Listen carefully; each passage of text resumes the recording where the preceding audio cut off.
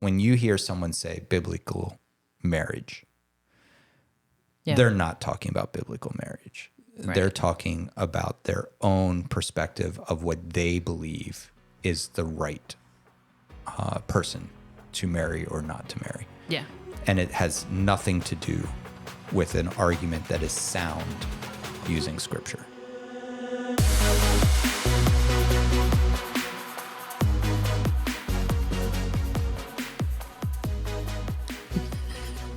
Hello, and welcome to the Ancient Jesus Future Faith podcast. I'm one of your hosts, Tana Sheaver, and I'm here with Sarah Minardi. Hello. And Don Sheaver. Hey, Our co-hosts. And occasionally you might see a cat wander around. if you're watching on YouTube. If you're watching on YouTube. If you see a cat wandering around while listening to the podcast, I That's hope not it's related to us. I hope it's your cat. So anyway, today we wanted to tackle the topic of biblical marriage. And I'm using air quotes when I say that because there are varying definitions of what that means. And so I thought before we started digging into the text that we would start with, like, what do people mean now in 2023 when they throw around the term biblical marriage? Don? So I think for the most part, there isn't varying definitions of biblical marriage in today's time. I think the problem is there was varying definitions of biblical marriage during biblical times. And we've now made it a singularity, and the singularity is one man, one woman. And that's really it. And it's only brought out or marched out to confront or to argue against LGBTQIA plus relationships. It's not meant as a foundation for anything else. It literally became a phrase only to combat that idea.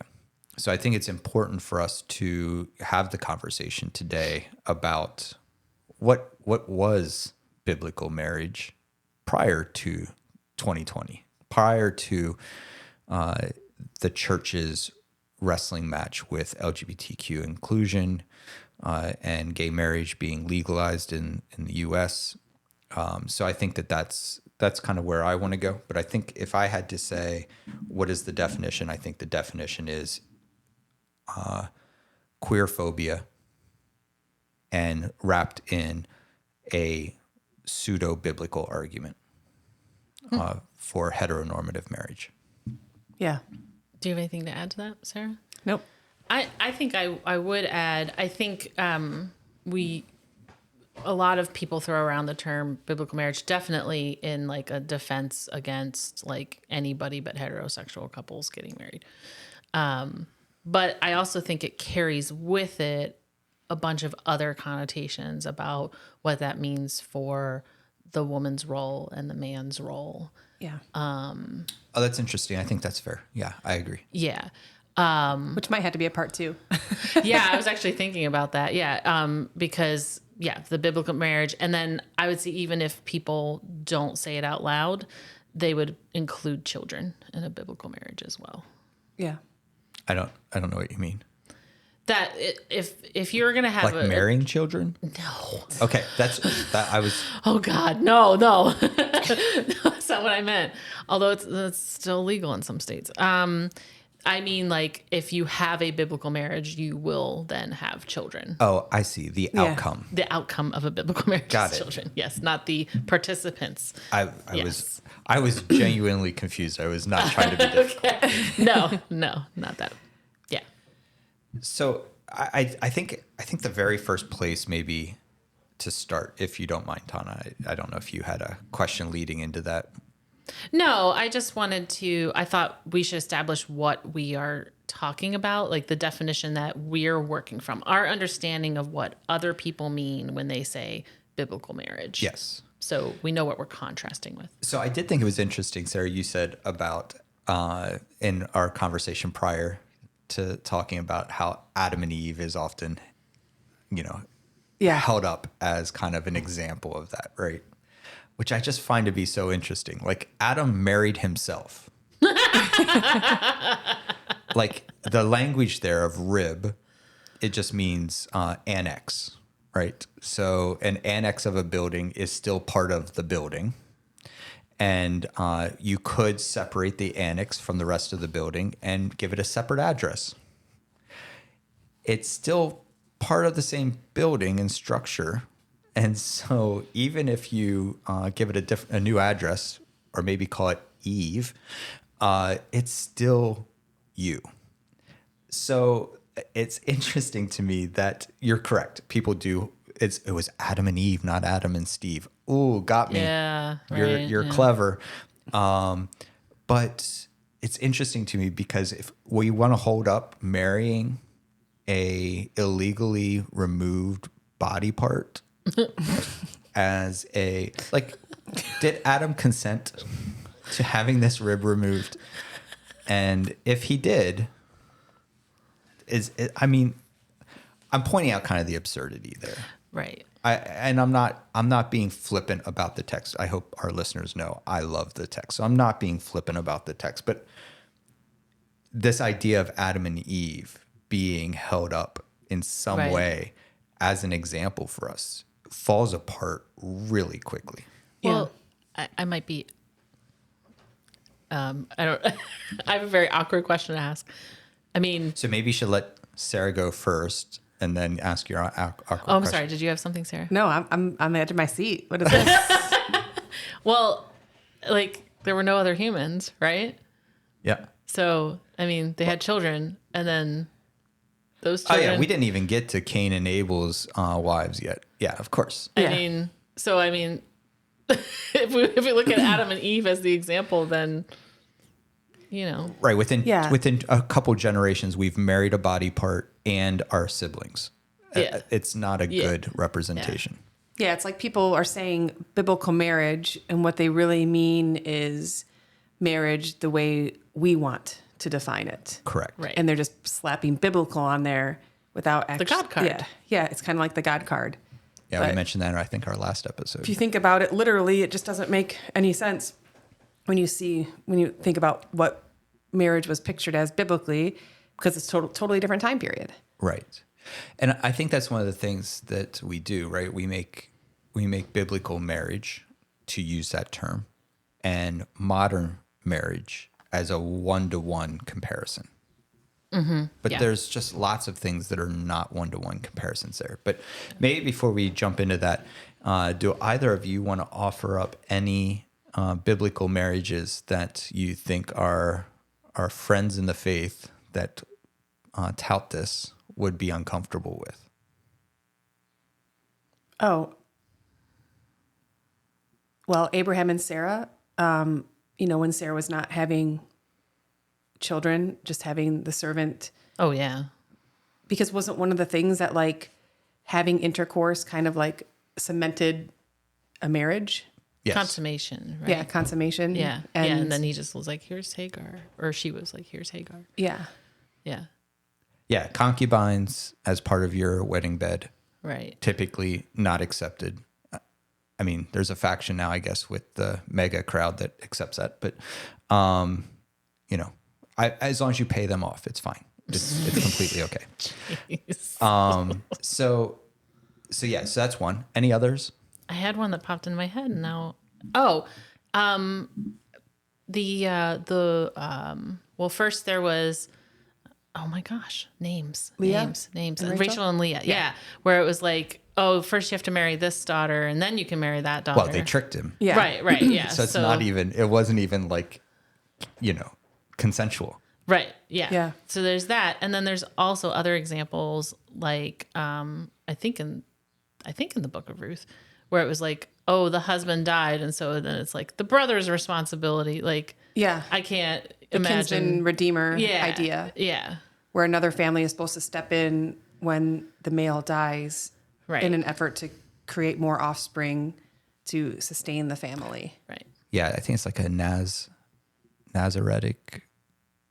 I'm drawing a blank on the actual term for that type of marriage, right? Yes. So if someone dies without having any children, if the male dies without having any children, then a brother is obligated to step in. In fact, we have a passage in the Bible where one of the brothers steps in and does not intentionally avoids right, getting yeah. the sister-in-law pregnant, and Right. God strikes them dead. Right. Yeah. Well, and then what's interesting that I'd never really thought about before is like, so Jesus is presented as single. All of the apostles they're presented as single, aren't they? I mean, like none of the like nobody's ever mentioned as having like a wife. Yeah, there is. Paul's Yeah. mother-in-law, or Peter has Peter's a mother-in-law Oh, okay. gets sick. Yeah, Okay. yeah, And Paul, yeah. Paul is single. Paul's Yeah. single. So that's interesting to me. In fact, Paul is not just single; he is adamant that everyone else should be too. Single. Right. Yeah. Yep. Yeah. So yeah, and I think that I don't know about our listener or viewers' experience, but I think in a lot of more conservative, fundamentalist, evangelical type settings of Protestantism, you're going to basically be raised in the church, being groomed to get married. And I don't mean groomed in the gross sense that word's thrown around quite a bit, Right, but you're yeah. going to be basically expected and taught that you are going to get married. Yeah, and I have an example I want to share for that, but I mean it's absolutely true. Like that is your ultimate fulfillment. Definitely for women in a lot of Also church for boys. contexts. Yeah, but I don't know. I feel like there's a different angle to it for Agreed. for I think women. women have the pressure much earlier in life Yeah. than guys do. Yeah. 100%. And I remember when we first moved to Blacksburg and we first started attending this one church, there was some moment, I don't remember if it was just like an icebreaker at the beginning of church or if like the message was about like what you wanted out of life. And there was some point where you were supposed to like turn to the person beside you and say like, what are you most excited about? Or like, what do you most want in life or something like that. And this girl sitting beside me was probably like 18. And she's like, I'm going to college so I can find a husband. And I was just like, what? It was like, this was 2012. And I was just like, what? And that was just, and I had heard that similar thought from a lot of girls that age in different religious groups. Like, my goal is to find a husband. Yeah. Not to fully push back on that, but I think that is probably some girls' genuine or women's genuine desire is to be married, and going to college is a way for them to hopefully enact that. The problem would be is if we also talked with all the other girls from her youth group and they all Right. were kind of pushed into that same kind of mindset, right? Like I think that there is occasionally the person that honestly comes to that. But Yeah. I agree with you. I doubt it was true in this case. It was probably something that was projected upon her. Yeah, like I mean, I imagine lots of people are like, "Oh, I can't wait to find my one true love and get married," and but like to present it as her like largest, most important goal, I was just like, Yeah, it is kind of. okay. Anyway, So I do want to say that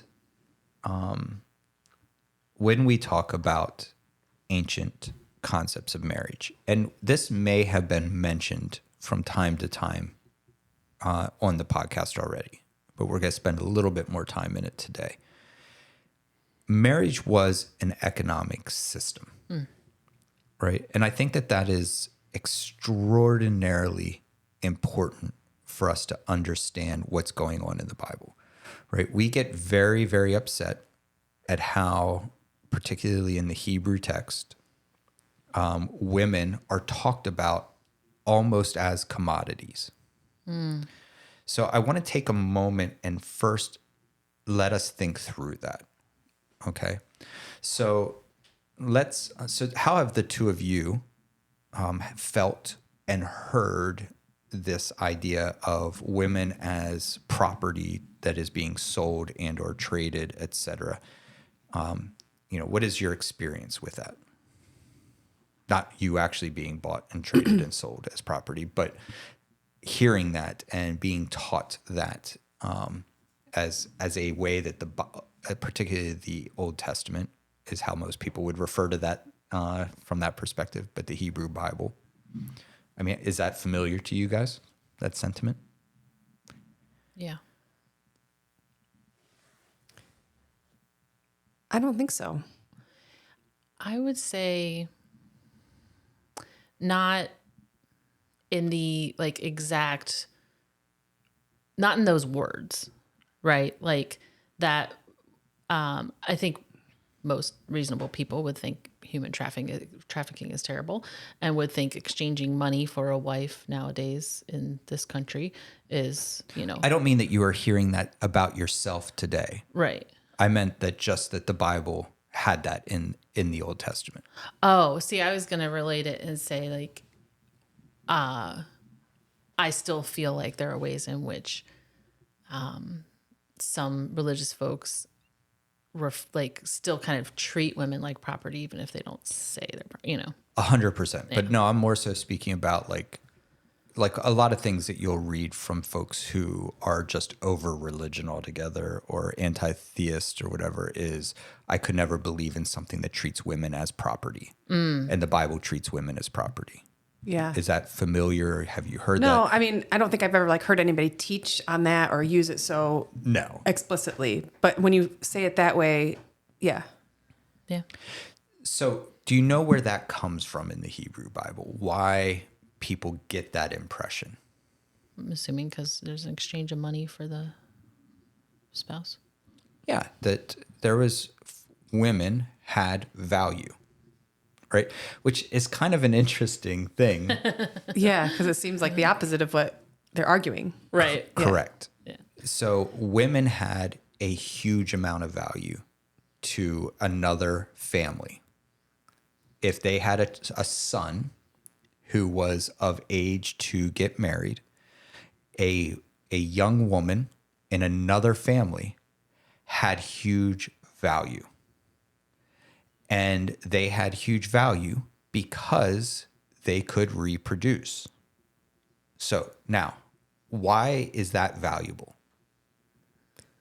Because it sustains the family line. It builds the family, and eventually build wealth. I assume labor too.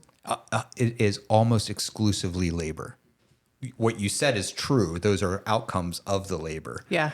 But it is building a labor force. Yeah. You were agrarian. You had property that you were growing food on. You were raising livestock on.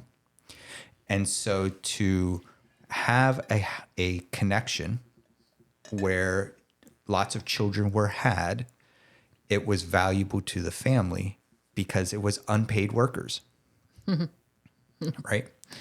And now to the family that the daughter is brought out from, what is their perspective of what's happening? They're losing a laborer.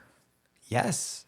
And they're also losing the potential to add to their labor force.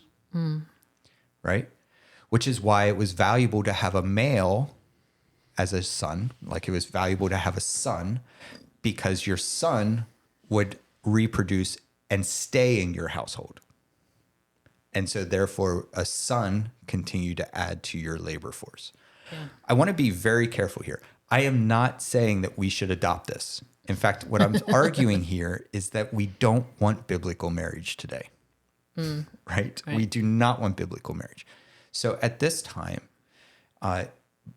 marriage was absolutely 100% an economic system. I would say it's not even necessary today. Like it's not, Correct. I don't need to add laborers to my household. That is exactly correct.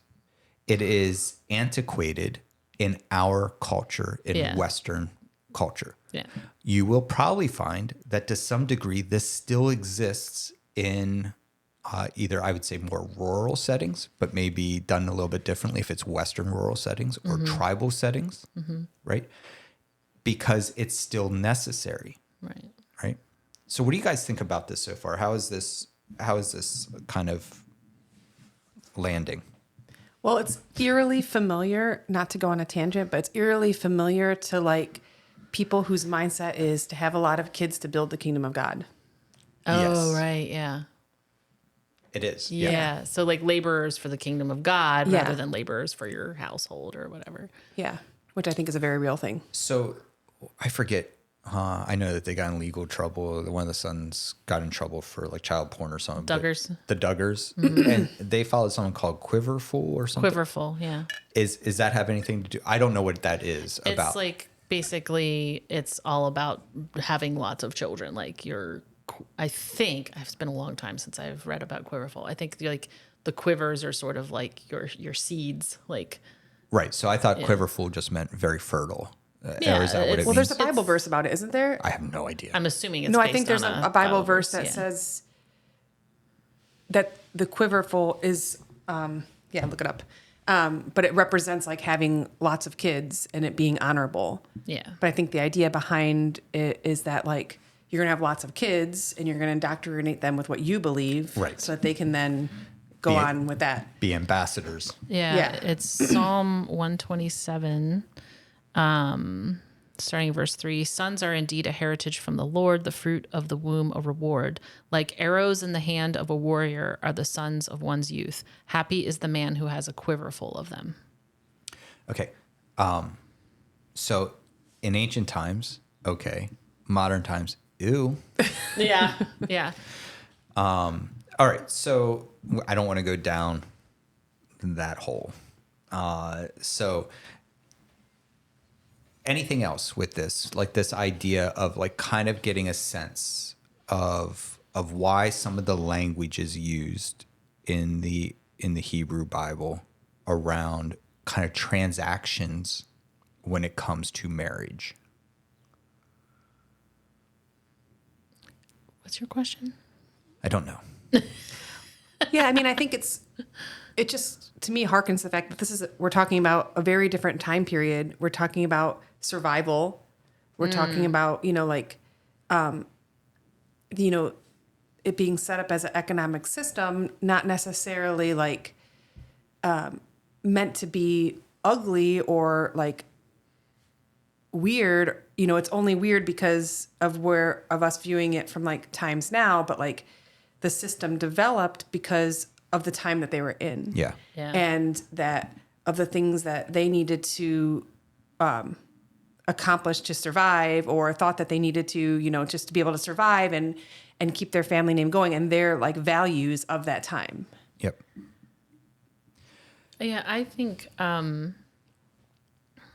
what this is just really making me think of is the people who oversimplify reading the Bible, and they're just like, well, the words are plain, and this, and they take like, well, they act like they take everything literally, but then something like this, they're not going and giving a dowry to the, Right. So I just think it's this kind of thing illuminates the importance of understanding the Bible in its context and then trying to understand what meaning, if anything, this information has for us today. Yeah. So just some basic math that we should do. Oh no, math. Right? Is that let's imagine that you are boy, that statement could have got me in trouble with the two of you. I was gonna say, imagine you're a young woman. Since the two of you are young women, Nope, gotta imagine it. so let's say at the age of 18, which is where modern sensibility kind of for the most part lands for Adulthood. youngest to get married. Okay. Right. Yeah. So at the age of 18, approximately how many years of work do you have in you? In modern times. Left, or that you've already done. Left. Oh, Yeah, let's say modern times. That's Okay. fine. I think the average age Of retirement. I guess retirement. I didn't think about retirement. I was thinking how long women live. I think it's higher than men. I think it's like 85 is the average. Yeah, and I mean, even if we think about some of the unpaid things that women provide in a household or as a matriarch, right? Yeah. Like, so it even, I would say, so yeah, we could even just go to death, right? Or Right. 70. Let's just say 70. So 18 to 70, we'll go 68 to make it an even 50 years. Okay. So I you just have cut my life short. You have 50 years. No, I just meant of you contributing of any value to something. Do we want to go there? All right. So let's imagine 50 years. And let's imagine that you have a salary for those 50 years. And as time goes on, that salary is going to go up. And it's going to peak at some point and then probably plateau. So how much do you imagine? Let's just pick a number. Let's say that over that course of time, your salary would have been, I don't know. Let's say, I'm so bad at math and I don't want to do it on the fly. Let's just say it is $500,000. That could be extraordinarily low. For all I know, it seems low to me. That's accumulated. That's like 10,000 a year, I think. Doesn't matter. This is not about math. Let's say $1 million at least. Okay. It's still low, but $1 million. So if you were to be taken out of the well-being of this household and your contribution to this household was worth $1 million to this household, even to this day, we would not take a job outside of our household that did not have a positive impact back to the household. right. If it was a net loss, Right. I shouldn't say we would never, we would rarely make that decision. Right. And it's a problem a lot of modern couples face, which is like, oh, childcare costs this much. Right. I need to make more than that to make it Correct. Yeah. Yes. This is the math that they were working on in ancient times. The difference is that they used language of purchase. But ultimately, if we work for a company, they're purchasing our time to work for them. So we are all constantly being purchased in whatever we do. And we're deciding whether or not this is a time I want to be purchased, or is that purchase price enough for me? Which is why we have a debate over minimum wage, right? Is that purchase price enough for me? So all of this language that we read in the text and we see as commodifying women particularly. The same thing was true of men. You'll find in the Torah that if a man is killed, that he has to be, the person that killed him has to compensate the family for the loss of that laborer and his contribution, and not only replace it, but increase it by, I think, 10%, right? And even an animal that is killed by someone has to be replaced with a value equal to plus 10%. And it's not because the Bible doesn't think humans are humans and that they're just commodities. It's because at this time, the human structure for civilization and culture, the economic system was based on marriage and reproduction. It's what it was. If you didn't have children, then the purchase price from someone of making it worth a family to give up a laborer in their household to send them to another household, part of that purchase price was the expectation that that person would have children. And that was figured into the amount paid. You're not just losing that labor. Correct. Also all the children. Which put women at a uniquely dangerous situation, because one of the more patriarchal things we see in the text is that, of course, it was never the man that was infertile. It was always the woman. The woman was barren, right? And so that's more of the patriarchal piece, is that it was the woman who was barren. And so oftentimes in ancient cultures, women would find themselves in dangerous situations where they would just be discarded. The Hebrew Bible does some amazing things where it says, okay, yes, this is your economic system. Yes, pay a fair price, make sure that the family's compensated, all that stuff. And I hope this conversation has moved us a little bit past the ick factor and made it a little bit more understandable. But then if she is not able to produce, the Bible's like, you can't discard her because she is not a commodity. She is of value. She is of worth. She is of importance to God. So no, you cannot discard this woman. that is where the Bible makes a huge shift from other ancient cultures.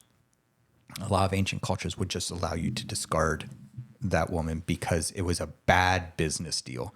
And that's how they would have viewed it. Wow. And God says it is a business deal. It's part of how your economic structure works. But that is a human, not a commodity. Yeah. Mm-hmm. And this is really, really important for us to understand. Both the biblical marriage and the concept of it being an economic system, but then God saying, but here are all the protections. You can't accuse a woman of adultery unless you're willing to strike my name out twice Right. in the process. And in Israel's time, striking out the name of God was about as egregious of a thing you could do as anything, right? And so if you wanted to accuse them of adultery, you had to be willing to strike God's name out twice. That's how confident you had to be, right? And there's indication the Jewish community was unbelievably good at keeping records. There's no record that anyone ever did that. Wow. The whole, like, where you have to take the dust from the temple and put it in and drink it. And there's no indication that was ever done because you had to strike the name of God out twice to do that accusation. So what we read today and say, oh, you could just accuse a woman of it and she'd have to Right. drink this stuff and blah, blah, blah. What we don't see is it was actually very protective of the woman. You have to be willing to walk into the house of God, stand near the Holy of Holies with a representative of God, write God's name, delete it twice in order to say this woman has committed a crime against me. Never happens. Just doesn't, right? But instead, we just assume that probably happened every Thursday, Friday, and Saturday at the Right. temple, and there was a line. Right. So why then has things changed? So even in the Bible, we see a shift. By the time of Jesus in the New Testament, we don't see multiple spouses like we did, like the reference to Rebecca and Leah, Yeah. right? Or Rachel Rachel and and Leah. Leah, yeah. Rachel and Leah, I'm sorry. That's good. We don't see multiple marriages anymore. Why? Did the economic system shift? Yeah. It moved to taxation. It moved to cities. It moved to completely other structures that did not need marriage, or actually it didn't need children being born in order for you to be safe, right? Because, and safe is an important word there, right? Because safety was also a huge part of the economic system, right?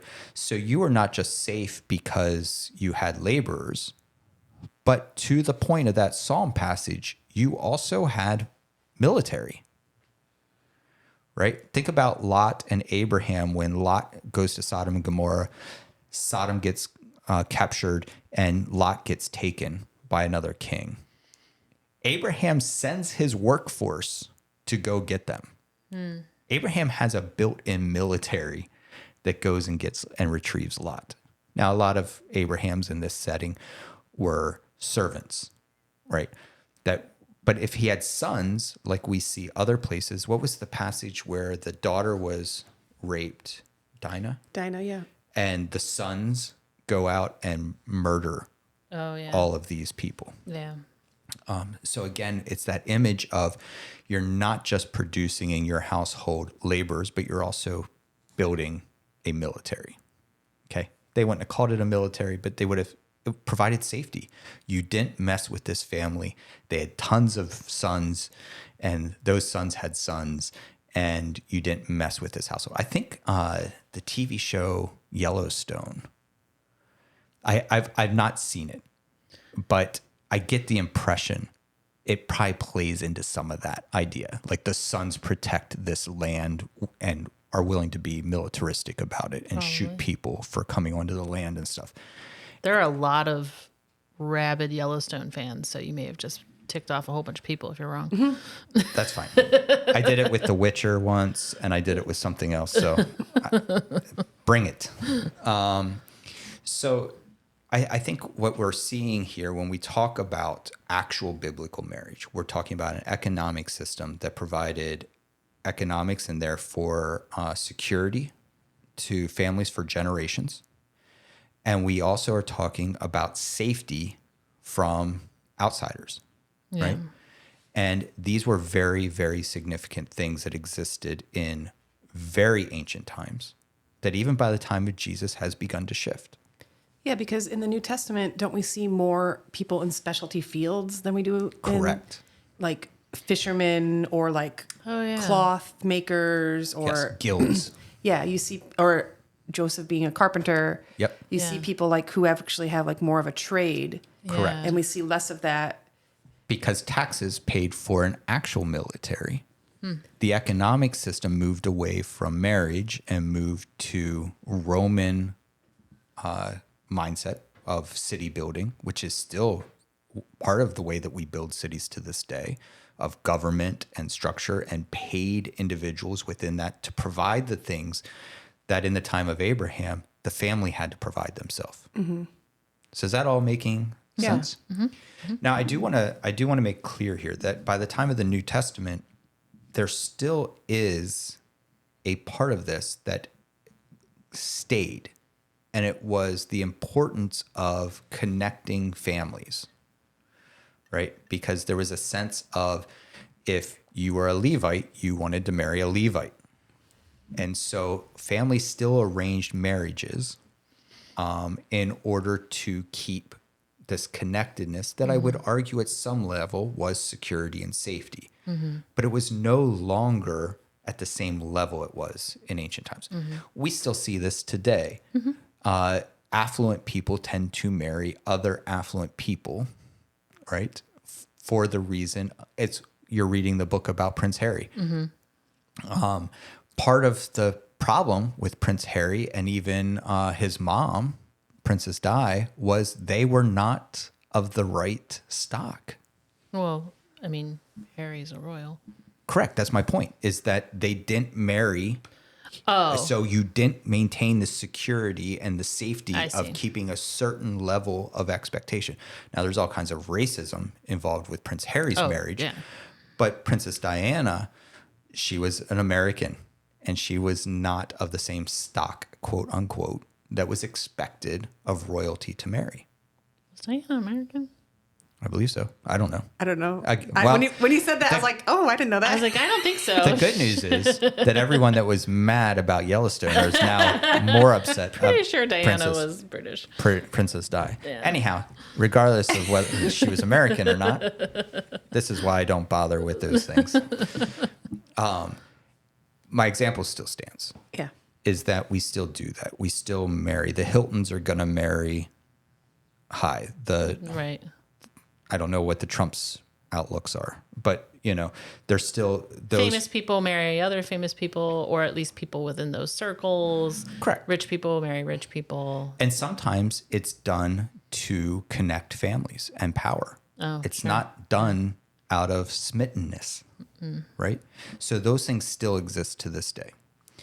But it was extraordinarily important as late as first century. So we still have arranged marriages in the time of Jesus, but then you have a Jesus who is single, unless you follow whatever the... Dan Brown. Dan Brown. And what was the movie that was like a huge... The Last Temptation of Christ? Yeah, The Last Temptation of Christ, where I think he married Mary Magdalene. Doesn't matter to me. I don't care. But Paul argues for singleness, right? So marriage was no longer necessary for a household to be able to survive and or thrive in their community. But it had been in the Hebrew text. Okay. So when we get to the New Testament, we no longer see multiple partners, right? In fact, not only do we not see any multiple partners, we see more and more debate around divorce, because divorce was a way to have multiple partners. And so Jesus, when he speaks out against divorce, is really speaking out, again, as a way to protect women You can't just divorce someone anytime you want because that is a human, and you divorcing them will put them in a complicated situation. And again, we've turned that into something else because today being divorced, being particularly a divorced woman, you aren't in quite as much of a perilous place as you used to be. Though I think some women still are in a perilous situation. Yeah. Any thoughts so far? Yeah, on that Paul thing, do you think Paul was talking to men and women equally about singleness? And like in that time, the things that you said about not having to be married, was that true equally for men and women? I would probably not say equal, just because I still don't think it's equal. Yeah. I think men are more easily able to survive economically and socially as single people than I think women find a much more complicated time. I'm not saying don't have the same desire for singleness, just it's harder to make as much money as a man can make. It's harder to have social acceptance as a single woman, particularly the older you get. So I think there is some of that still exists.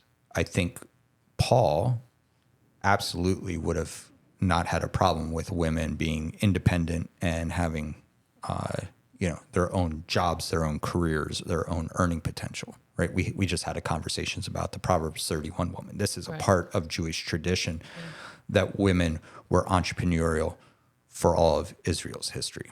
So Paul I don't think Paul is delineating between men and women, but do I think it was equally like that their aptitude or their ability to survive was equal? No, I think it was much harder for women than it is today. So does that answer your question? I feel like I kind of went around it. Yeah, no. And I was just curious because I can't think of, I wonder in the text, does it indicate what audience he's speaking to when he says that? He's speaking to a church, so it would be a mixed audience. And I don't think he doesn't in that sentence say, men, listen up. Yeah. So it would have been a mixed audience. Yeah. Yeah. But the women were talking, so would they have heard him? Well, I think he said that right after he told him to sit down and shut up. Sorry. Yeah. What I think is interesting now, I'm gonna have a hard time figuring out how to say this. So it used to be it wasn't until the 70s that women could get credit on their own. Right. 1970s. And there's a lot of other things that happened for women over time, right? That allowed women to have more financial freedom. And there's all kinds of objections that religious people had to every gain for women, because one of the things they said was it would destroy marriage, which in a way it has. But I find it interesting because there was this sort of idea that you can't give women too much freedom and power because then they won't choose to get married. And it's interesting. I was just reading something recently that said, you just have to listen to anything Andrew Tate has done recently to see that that's still it's still thriving. Yeah. And I just read something recently that said women by far file the most for divorce, and was talking about how that's changed over the years, and all these different things about how basically now that women have more earning power, yes, they can go, well, I'm not going to deal with I'm this. not going to deal with this anymore. Yep. And it's interesting to me to see certain people kind of paint more freedom for women and in a negative, hussy kind of a light, or there was that one guy on Fox, Jesse Waters, who's always talking about stuff like this, and he made some comment about how it's just terrible that women are doing this, that, and the other thing, and I'm like, why aren't you saying men need to do better? So that women want to stay in marriage? Because if all of these things are no longer true, you don't have to produce these children for that labor force, and women don't necessarily need so much protection with men to get married, and et cetera, something else has to change. Right. You know, like a lot of women were afraid to leave their husbands for a long time because they had never had a career, or they couldn't get paid the same, or whatever. And what would I do if I left? Right. You know, and now it's more so like women are going, well, yeah. Yeah. I mean, this is where we have progressed so far past the economic system structures, social and government systems, that marriage is no longer attached to those things. And so the irony is that we then have sensationalized or created other problems to try to keep particularly women subservient in marriage relationships. Because I would even argue that some of the concern about LGBTQ marriage is actually about gender roles. I was just going to say that. Yeah. Like, two men can't possibly raise a well-adapted child. Right.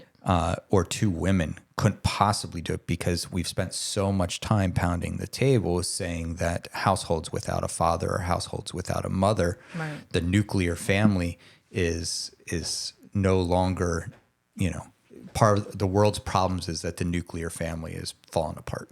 Yeah. And so any evidence that points to a child can be raised healthy in a same-sex marriage or household goes against the arguments for complementarianism. Right. Goes Right. against the arguments for gender roles. So what they'll do in those instances is say, well, one's more masculine and one's more feminine. Right. To try and who's the woman?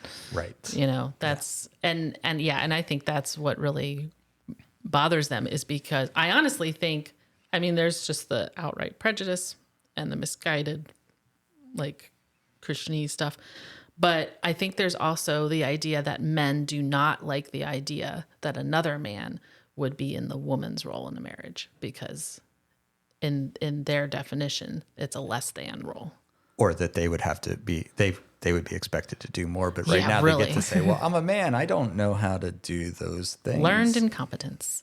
But yeah, and it's like, well, who does the laundry, and there was an interesting thing where a guy put out a video, and he said he was looking for he's heterosexual, but he's looking for another man to marry because he just wants a partner to share costs with and stuff. And then he's like, and then we'll hire a maid.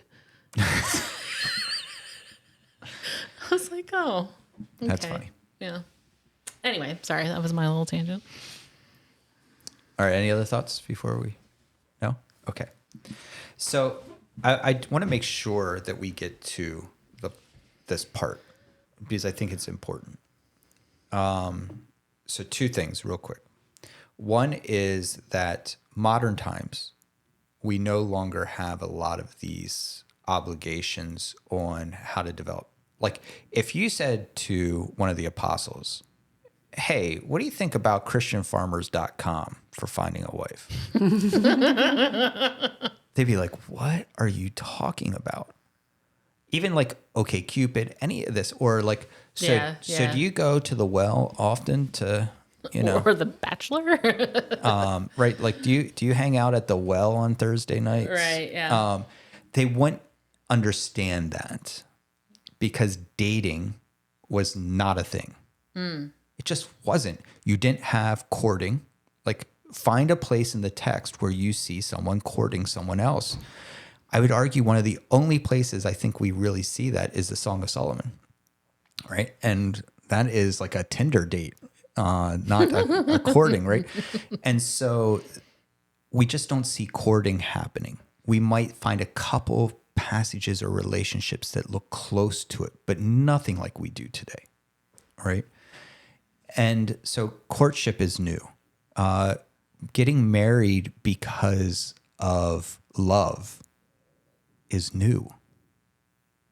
And I think that that's really hard for people to accept, particularly conservative, more fundamentalist folks, to accept that love is now the mechanism by which marriage is determined, not economics, not social acceptance, not safety, not military, right?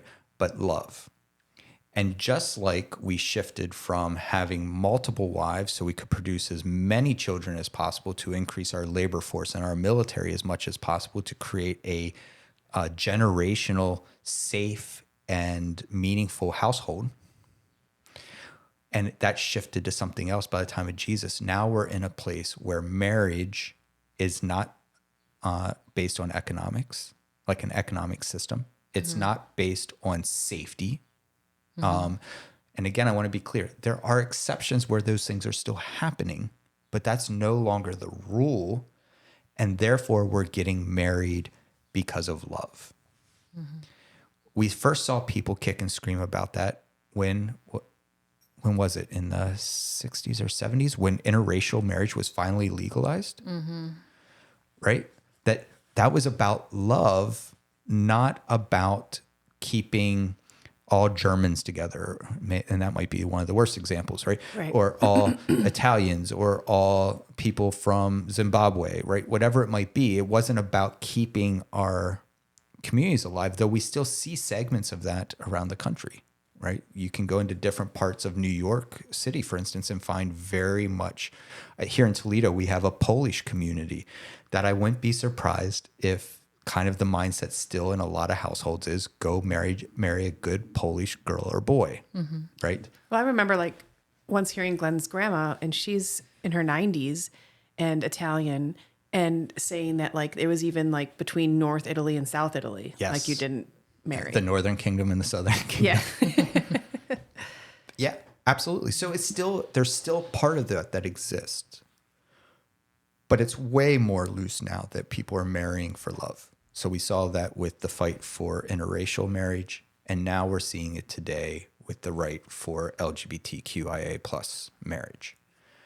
And what we have to do is recognize that when people invoke this idea of biblical marriage, one, they have no idea what they're talking about, right? I don't think you would find too many biblical scholars who would argue for biblical marriage in a very scholarly way, at least, right? Because what we're talking about even today, like what I think a lot of Christians mean when they say biblical marriage is they mean my child is going to go and marry another Christian. Yeah. And they're going to be of the opposite gender. Yep. And that's all they mean. Yeah. And I hope that after this 45 minutes of discussion, you realize that our listeners realize that's not biblical marriage. That would have been a foreign concept to Jesus. That would have been a foreign concept to Paul, right? Especially if dating was involved. Right. And so to invoke biblical marriage is such a problem. Now, this leads me to the big finale. Dating Jesus. That was such a popular phrase in evangelicalism, and I'm certain it still exists. But this idea of dating Jesus and Jesus being the bridegroom, it changes a lot of things when we put it in its context. It moves from 50 Shades of Jesus to a relationship that is meant to instill safety and security. Right? Because even by the time of Jesus, a lot of this safety and security existed in that marital mindset, right? Paul's breaking that down. Jesus was breaking that down. But it still existed in the memory of Israel. So when you guys hear dating Jesus, what comes to mind? I know Sarah made the mistake before we started recording, looking up an article, and you had this really weird gag reflex going. Yeah, it was pretty bad.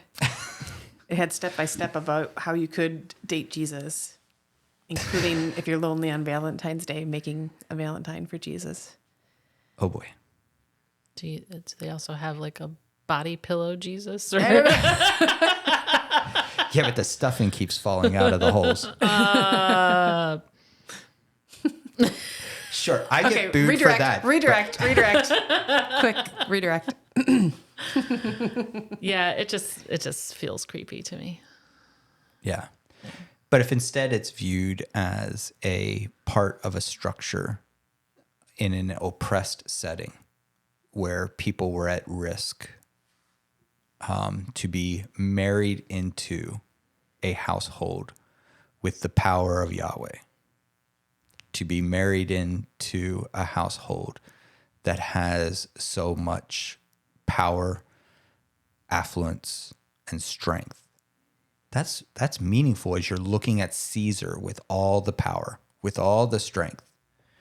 And Jesus is saying, no, you're the bride to my household. And my household is the household of God.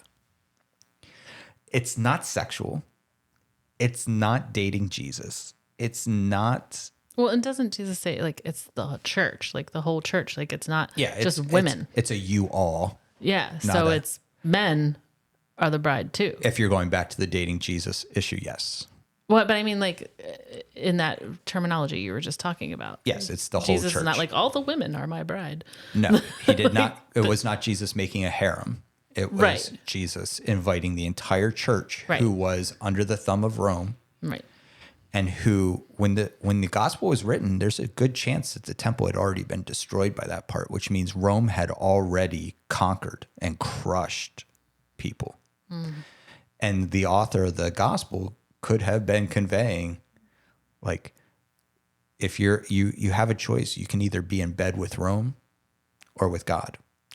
And I know that we put in bed with, and it gets icky as soon as we say with God, but when we say in bed with politics, we don't necessarily think of it that way. So I think that that's an important piece for us to understand, is that Jesus wasn't looking for a subservient housewife.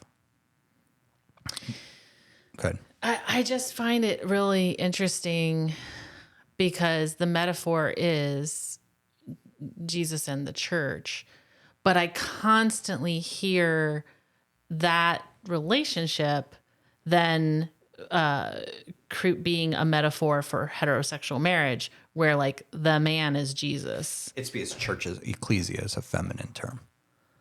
Still. I'm just telling you that that's the way that folks do the theological gymnastics to get around it.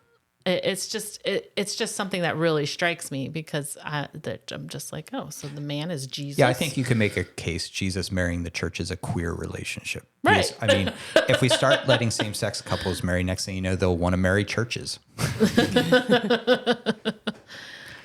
But yeah, I don't know. That's just so striking to me because I remember constantly hearing women talk about, oh, Jesus is my bridegroom, blah, blah, blah. I don't remember men really saying that unless they were talking about the entire church. No, and they would definitely make sure that they said that. Yeah. Like they would never be like, Jesus is my bridegroom. They would be like, Jesus is the church's bridegroom. Right. And Yeah. I'm part of the church. They would never Right. want to get even close to. Yeah. Like we were asking earlier with your dating Jesus stuff was not your stuff, but the stuff you were looking at. Yeah. Was any of it men being like, I dated Jesus? Yeah. No. I mean, that was a woman author. Yeah. And she doesn't mention, does this apply to guys? You know, like, do youth groups split up when this dating Jesus thing is taught? You Right. know, and Yeah. like just say it to the girls, and what do they say to the And guys? I would imagine parents would get mad if the Yeah. imagery of their son dating Jesus was taught. Yeah. Like I could just imagine them getting really angry. You know, it just really is interesting to me since Jesus is a masculine figure and the church tends to cast God as a masculine figure. There is always this sort of relation for women, this teaching to women about like the bridegroom thing and their relationship to God, which then casts men, if they make any kind of correlation with heterosexual relationships, casts men in a God role, Yes. which Yes. wow. Yes. Yeah, because part of the reason I think folks get permission as it says women be subservient to your husbands in the same way that Jesus is subservient to the church, or as the church. I got it mixed up, but again, Jesus and the man is put in the same role in those settings. Anyhow, that is not quite what this topic is about. This topic's more. I do think we should have conversations around gender roles in a future podcast. But this one is more about when you hear someone say biblical marriage, they're not talking about biblical marriage. Right. They're talking about their own perspective of what they believe is the right person to marry or not to marry. Yeah. And it has nothing to do with an argument that is sound using scripture. Yeah. Yeah. That's all I got. Actually, I could probably talk about this for another couple hours, but that's all the time I'm going to take up from you guys. Wow. Well, that was really interesting. But yeah, we're definitely at time. So any final thoughts? Marry who you want, fall in love with who you want, be in relationship with who you want, and bless God for companionship and partnership in life. Love is love. Love is love. Yeah. Well, thank you for joining us today. And we hope you enjoyed this podcast, and we hope to see you next time. Thank you. Bye. Bye. See ya. Hey, thanks for listening. If you liked this episode, we invite you to subscribe, rate, and review, as that will help us get in front of more people. If you'd like to learn more about AJFF, please visit our website at ajffpodcast.com. From there, you can find more episodes, links to our socials, and more. You can also look us up on YouTube with the handle at AJFF. Finally, if you'd like to support the work we do, please go to buymeacoffee.com/AJFF and you can become a regular supporter or just leave us a tip. Thanks, and see you next time.